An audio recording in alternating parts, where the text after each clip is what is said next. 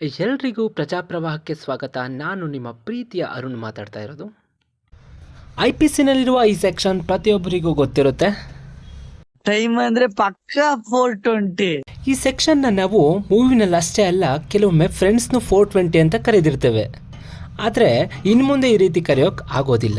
ಯಾಕಂದರೆ ನಮ್ಮ ಹೊಸ ಪೀನಲ್ ಕೋಡ್ ಭಾರತೀಯ ನ್ಯಾಯ ಸಂಹಿತೆಯಲ್ಲಿ ಸೆಕ್ಷನ್ 420 ಚೀಟಿಂಗ್ ಅಲ್ಲ. ಈಗ ಚೀಟಿಂಗ್ ಸೆಕ್ಷನ್ 318 ಸಬ್ಸೆಕ್ಷನ್ 4ನಲ್ಲಿದೆ. ಚೀಟಿಂಗ್ ಅಂದರೆ ಏನು? ಒಬ್ಬ ವ್ಯಕ್ತಿ ನಿಮ್ಮನ್ನು ಮೋಸದಿಂದ ಒಂದು ಗ್ಲಾಸ್ ಪೀಸ್ ತೋರಿಸಿ ಇದು ಡೈಮಂಡ್ ಅಂತ ನಂಬಿಸಿ ನಿಮ್ಮ ಹತ್ರ ದುಡ್ಡು ತಗೊಳ್ಳೋದಕ್ಕೆ ಪ್ರೇರೇಪಿಸಿದರೆ ಅದು ಚೀಟಿಂಗ್ ಆಗುತ್ತೆ.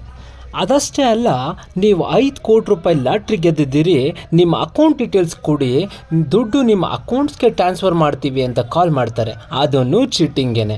ಈ ರೀತಿ ಮೋಸದಿಂದ ಅಥವಾ ಅಪ್ರಾಮಾಣಿಕವಾಗಿ ನಿಮ್ಮ ಹತ್ರ ದುಡ್ಡು ಅಥವಾ ಎನಿ ವ್ಯಾಲ್ಯೂಬಲ್ ಸೆಕ್ಯೂರಿಟೀಸ್ನ ತಗೊಳ್ಳೋದಕ್ಕೆ ಪ್ರೇರೇಪಿಸಿದರೆ ಅದನ್ನು ಚೀಟಿಂಗ್ ಅಂತೀವಿ.